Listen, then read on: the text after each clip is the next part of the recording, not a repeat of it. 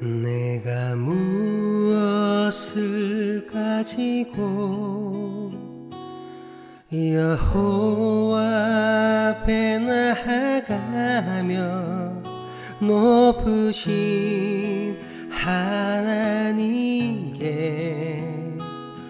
경배할까.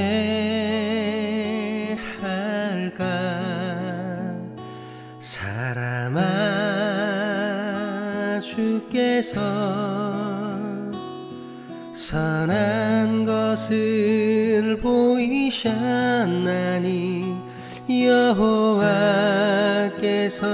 내게 구하시는 것은 공의를 행하고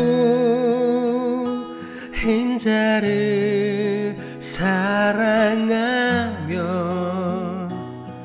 겸손히 내 하나님과 함께 행하는 것이라.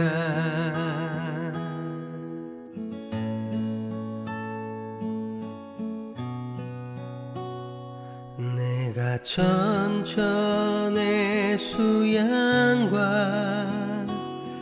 번제를 주께 드릴까. 내 몸의 열매로서 주께 바칠까. 사람아, 주께서 선한 것을 보이셨나니 여호와께서 내게 구하시는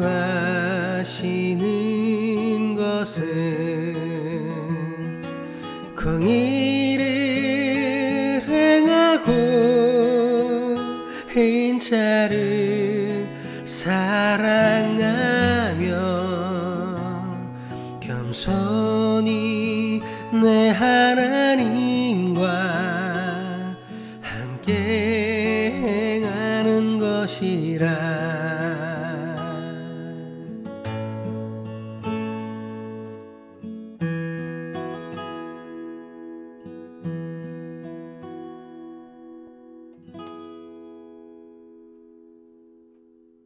예, 오늘 주중 말씀은 그 구약성경 호세아 5장 1절에서 7절까지의 말씀으로 큰 예배당이 진짜 하나님의 영광인가? 라는 질문을 제목으로 함께 말씀을 나누려고 합니다. 호세아 시대의 이스라엘은 부끄러운 일을 부끄러워할 줄 모르고 오히려 즐거워하며 행하였습니다. 그들이 행했던 부끄러운 일은 우상을 숭배하는 것과 그에 따른 잘못된 제사였습니다. 오늘 본문에서는 이러한 부끄러운 일, 즉 이스라엘의 우상 숭배에 대해 경고하고 있습니다. 그리고 이러한 죄악을 주도적으로 행했던 그 지도자들을 비판합니다. 먼저 선지자는 이스라엘의 그 지도자들에게 심판이 임할 것을 경고합니다. 본문 1절입니다. 제사장들아, 이를 들으라. 이스라엘 족속들아, 깨달으라. 왕족들아, 귀를 기울이라. 너희에게 심판이 있나니 너희가 미스바에 대하여 올무가 되며 답을 위해 친 그물이 됨이라. 그 본문에서 말하는 이스라엘 족속들은 이스라엘 전체를 의미하는 것일 수도 있지만 대체로 장로들 혹은 상류층으로 보고 있습니다. 이스라엘 공동회의에 참석하는 각 지파의 대표로 보는 것이죠. 그 공동번역에서는 이 부분을 예언자들로 번역하고 있습니다. 그러니까 어쨌든 대표성을 띤 사람들이란 얘기죠. 각 지파에. 그러니까 호세아는 제사장과 왕족 그리고 각 지파의 지도자들에게 경고하고 있는 것입니다. 이스라엘의 정치, 종교, 사회적 지도자들에게 심판을 말씀하시는 것입니다. 왜 이 말씀하시는 걸까요? 이 지도자들로 인해 이스라엘 전역이 멸망에 이르게 될 것이기 때문입니다. 본문의 미스바와 다볼은 요단강 동편과 서편에 각기 한 곳을 지정하면서 북이스라엘 전체를 가리킵니다. 지도자들이 이스라엘 전체를 올무와 그물에 걸리도록 했다는 거죠. 이것은 전쟁을 의미하는 것으로 봅니다. 전쟁에서 패전했다라는 것을 의미한다라는 거죠. 이스라엘이 전쟁에서 패하고 백성들이 묶이고 포로가 될 것을 나타내는 말입니다. 그렇다면 왜 이런 일이 일어나는 것입니까? 지도자들이 무슨 잘못을 저질렀길래 하나님께서 심판하신다는 것입니까? 본문 2절 말씀입니다. 패역자가 사륙제에 깊이 빠졌음에 내가 그들을 다 벌하노라. 지도자들을 향해 패역자라고 부르고 있습니다. 본문의 패역자는 히브리어로 세트라는 단어를 사용하고 있습니다. 이는 옳은 데서 떠남, 죄, 모반자, 돌아서는 것 등의 의미가 있습니다. 하나님을 떠나 죄를 범하는 것, 하나님을 배신하는 것, 즉 배교자, 배신자를 나타내는 말이죠. 이스라엘의 지도자들이 하나님을 배신하고 사륙제에 깊이 빠진 것입니다. 우상에 빠져 생명을 경시하고 그 생명을 죽이는 것에 거리낌이 없었던 것입니다. 지도자들의 이런 모습으로 인해 이스라엘 전체가 죄악에 빠지게 되었습니다. 본문 3절 말씀입니다. 에브라임은 내가 알고 이스라엘은 내가 숨기지 못하나니 에브라임아 이제 내가 음행하였고 이스라엘이 더러워졌느니라. 본문의 에브라임은 북이스라엘 전체를 의미합니다. 언젠가 한번 말씀드렸는데 북이스라엘을 이루었던 지파들 중에 에브라임 지파가 가장 강성했거든요. 그래서 에브라임 지파가 대표성으로 전체 북이스라엘을 나타냈었습니다. 우리나라로 빗대보면 우리나라도 대한민국이지만 한민족이라기도 하기도 하고 배나라의 민족이라고 하기도 하잖아요. 배나라의 민족을 내가 알고 대한민국은 내게 숨기지 못하나니 이렇게 될 수 있겠죠. 그러니까 어쨌든 이스라엘이 음행하고 더럽혀짐을 주께서 아셨고 이스라엘은 그것을 숨기지 못한다고 말씀하고 있는 것입니다. 지도자들의 죄악을 시작으로 이스라엘 전체가 음행하였고 더러워졌다는 말입니다.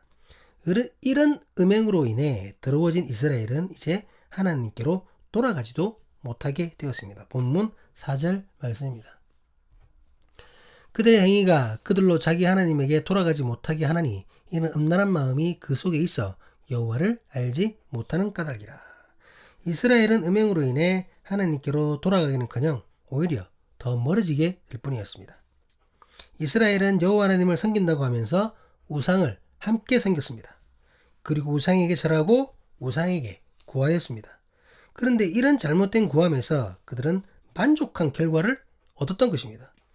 호세아를 시작하면서 우리가 나누었는데 호세아가 활동했던 그 시기가 여로보암 2세가 왕이었던 시기였습니다. 여로보암 2세에 통치하는 그 기간은 북이스라엘이 최고의 전성기를 누렸던 그런 시기예요. 그러니까 이때 북이스라엘 초기 전성기 때 영토를 거의 다 회복하게 됩니다. 그리고 경제적으로도 부유했던, 번영했던 그런 시기였어요. 그러니까 이스라엘 입장에서 볼 때 풍요의 신인 바알에게 제사하고 구했더니 진짜로 나라가 부강해진 겁니다. 진짜로 물질적으로 풍성해지는 거예요. 그러니 계속해서 바알을 찾고 바알에게 제사하며 바알에게 구하는 것입니다. 영적, 육체적 음란 행위는 멈춰지지 않았고 끊임없이 강함과 부유함을 구하였던 것입니다. 그러니 사랑과 평화의 하나님과는 당연히 멀어질 수밖에 없죠. 하나님과 멀어지니 하나님을 자꾸 잊어버리는 것입니다. 그러다가 아예 하나님을 모르게 되어버린 것이죠. 이렇게 하나님을 알지도 못하면서 이스라엘은 교만에 빠졌습니다. 그들의 부유함, 그들의 강대함이 그들을 교만하게 했던 것입니다. 본문 5절 말씀입니다. 이스라엘의 교만이 그 얼굴에 드러났나니 그 죄악으로 말미암아 이스라엘과 에브라임이 넘어지고 유다도 그들과 함께 넘어지리라. 세속의 성공이 여러분 이스라엘을 망쳐버렸습니다. 우상에게 절하고 우상에게 구하는 음행을 저질렀는데도 이스라엘은 부유하게 되었습니다. 강대국으로 번영하였습니다. 이들에게는 하나님의 말씀을 기준으로 옳고 그름을 판단하는 것 중요하지 않습니다. 어쨌든지 간에 자기들이 부자가 된 거예요. 부강해진 겁니다. 그러니 자신들의 잘못된 길을 돌이킬 생각이 없었던 것입니다. 자신들이 맞다고 생각하고 오히려 더욱 교만해졌습니다. 그리고 이런 그들의 모습은 남유다에게까지 영향을 끼치게 됩니다. 남유다 눈에도 북이스라엘의 세속적 성공, 그들의 번영이 좋게 보였던 것이죠. 그래서 북이스라엘을 따라하는 겁니다. 그러다가 결국 북이스라엘도 남유다도 하나님 앞에서 넘어지게 될 것입니다. 하나님께서 그들에게서 떠나시고 다시 일으키지 않으실 것이기 때문입니다. 본문 6절입니다. 그들이 양떼와 소떼를 끌고 여호와를 찾으러 갈지라도 만나지 못할 것은 이미 그들에게서 떠나셨습니다. 이스라엘이 양떼를 바치고 소떼를 바치면서 제사를 올려도 하나님을 만나지 못할 것입니다. 하나님께서 이미 떠나셨기 때문입니다. 아무리 많은 제사를 바치고 아무리 많은 제물을 바쳐도 모든 것이 헛수고일 뿐입니다. 하나님은 이미 그들을 떠나셨습니다. 제사를 받을 대상자가 떠났는데 그 제사를 받지 않겠다는데 제사를 드려봐야 그것이 무슨 소용이 있단 말입니까? 결국 이스라엘은 그들이 성공이라고 여겼던 기업과 함께 망하게 될 것입니다. 본문 7절 말씀입니다. 그들이 여호와께 정조를 지키지 아니하고 사생아를 낳았으니 그러므로 세 달이 그들과 그 기업을 함께 삼키리로다. 이스라엘은 여호와 하나님께 정조를 지키지 않았습니다. 우상에게 절하고 제사를 드리는 것으로 영적 음행을 저질렀습니다. 그래서 사생아를 낳았다고 말씀하십니다. 사생아는 정당하고 합법적인 결혼이 아닌 잘못된 관계에서 출생한 자녀를 의미합니다. 본문의 사생아를 이방 종교의 제사를 따라했던 그 타락한 부모들의 제의적 음행에 그 음행으로 인해서 그 출생한 자녀라고 보는 학자들이 있죠. 그러니까 실제로 사람 자녀라는 겁니다. 예, 자녀라는 거예요. 그렇게 보는 학자들도 있는데, 하지만 이제 본문에서는 이스라엘이 여호와께 정조를 지키지 않았다고 말하고 있잖아요. 하나님과 이스라엘은 영적 혼인관계거든요. 영적 혼인관계입니다. 그렇기 때문에 실제 자녀를 말한다기보다는 하나님이 아닌 이방신 즉 바알이나 아세라 등에게 구해서 얻어진 것들, 우상에게 절하고 얻어진 것들, 실제는 아니더라도 실제는 아니지만 이스라엘이 그렇게 믿고 있는 것들, 그러니까 실제로 아세라나 바알이 준 게 아닌데 이스라엘이 그렇게 믿고 있는 모든 것들을 의미한다고 보는 것이 더 타당합니다. 대표적인 것이 강한 군사력과 경제력이 되겠죠. 그런데 하나님께서는 호세아를 통해 이런 것들이 망하게 될 것을 경고합니다. 세 달이 이스라엘과 이스라엘의 기업을 삼켜버릴 것이라고 말합니다. 본문의 세 달은 월삭을 말하는 건데요. 이 월삭은 매월 초하루에 지켜지는 절기였습니다. 모세 때부터 제정이 되었죠. 그러니까 이스라엘이 아무리 절기를 지키고 제사를 드려도 망한다는 거예요. 그 제사가 잘못됐기 때문입니다. 오히려 잘못된 제사로 인해 그들이 이루었다고 생각하는 그 모든 것들과 함께 망하게 될 뿐이라고 말씀하십니다. 이스라엘은 하나님을 제사하지 않았던 것이 아니죠. 제사했습니다. 전성기를 누리며 많은 제사를 화려하게 드렸습니다. 그런데 그 제사가 하나님과 상관이 없었던 것이죠. 제사를 받아야 할 하나님께서 그들을 떠나버리셨기 때문입니다. 그렇다면 하나님께서는 왜 이스라엘을 떠나신 것입니까? 왜 떠나셨고 이스라엘이 정성껏 준비한 그 제사를 왜 받지도 않으셨단 말입니까? 그것은 그 제사가 잘못된 제사였기 때문입니다. 계속되는 말씀이지만 이스라엘은 제사를 했습니다. 그런데 그게 잘못된 제사였습니다. 하나님께서 받으실 수 없는, 하나님과 상관없는 제사였기 때문입니다. 이스라엘의 민족 지도자들이 먼저 하나님 앞에서 음행을 저질렀습니다. 그것을 본받아 온 이스라엘이 영적 음란을 행하였습니다. 하나님 앞에서 정조를 지키지 않은 것이죠. 하나님을 섬긴다고 하면서 바알을 함께 높였습니다.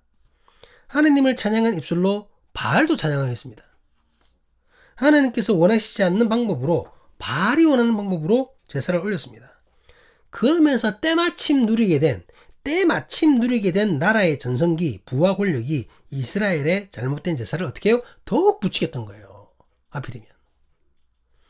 이스라엘은 교만하였고 자신들의 잘못된 제사를 멈추지 않았습니다. 그러면서 정작 하나님을 조금씩 잊어버리게 되었고 결국은 하나님을 알지 못하는 지경에까지 이르게 된 것입니다. 화려했지만 잘못되었던 제사가 이스라엘이 누렸던 그 믿음과 상관없는 부국 강병이 하나님과의 관계를 망쳤고 하나님과 더 멀어지게 했던 것입니다. 그러기에 하나님께서는 이스라엘이 결국 망하게 될 것이라고 말씀하시는 것입니다.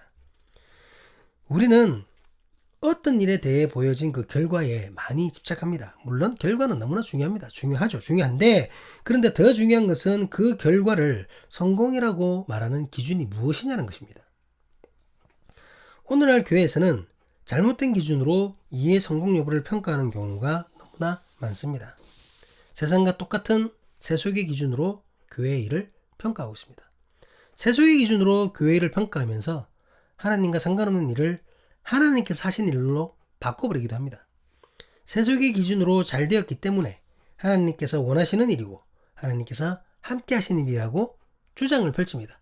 주장입니다. 주장.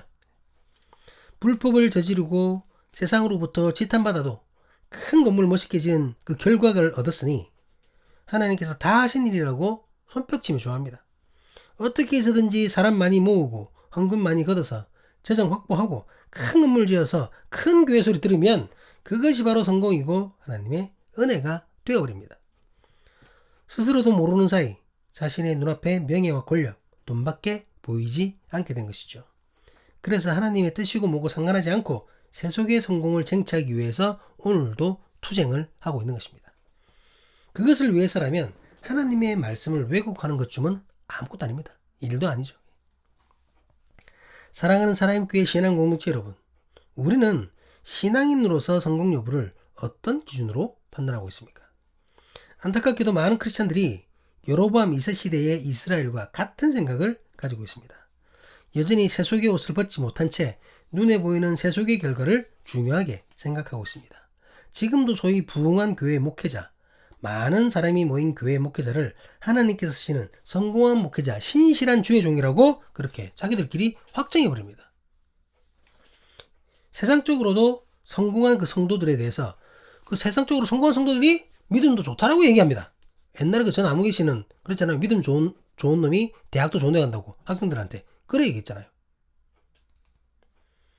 하지만 여러분 그렇지 않습니다. 그럴 수도 있고 그렇지도 않다는 얘기입니다. 절대로 그렇지 않다는 게 아니라 그럴 수도 있고 그렇지도 않습니다.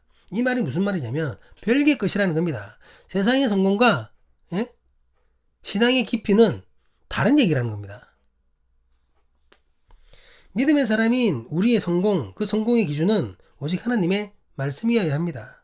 하나님의 공의가 우리의 잘함과 못함의 기준이어야 합니다. 큰 예배당이 건물로서는 세상 사람들의 기준에서 좋은 결과일 수 있어요. 그렇잖아요. 하지만 믿음의 사람은 그 예배당의 크기와 상관없이 건축의 시작과 과정, 마지막이 어떠했느냐를 보아야 합니다. 그 시작은 하나님의 뜻이 분명한지, 그 과정에서 사랑과 희락과 화평과 오래 참음과 자비와 양성과 충성과 온유와 절제 열매가 있었는지, 무엇보다 그 마지막에 하나님께 영광이 되었는지를 보아야 한다는 겁니다. 내 마음대로 하나님께 영광, 이게 아닙니다, 여러분. 진짜로 하나님께 영광이 되었냐를 봐야 된다는 겁니다. 착한 행실을 통해서 세상 사람들이 하나님께 영광 돌리는 것이냐, 아니면 나쁜 짓을 했는데 하나님은 비난하고 있고, 세상 사람들이 그런데 지 혼자만 하나님께 영광이라고 떠들고 있는지, 그걸 봐야 된다는 거죠. 실제로 하나님께 영광이 되어야 합니다. 사랑하는 사람의 교회 신앙 공동체 여러분, 하나님께서 우리에게 진실한 믿음을 허락하시길 간절히 기도합니다. 참된 지혜를 허락하시길 간절히 기도합니다.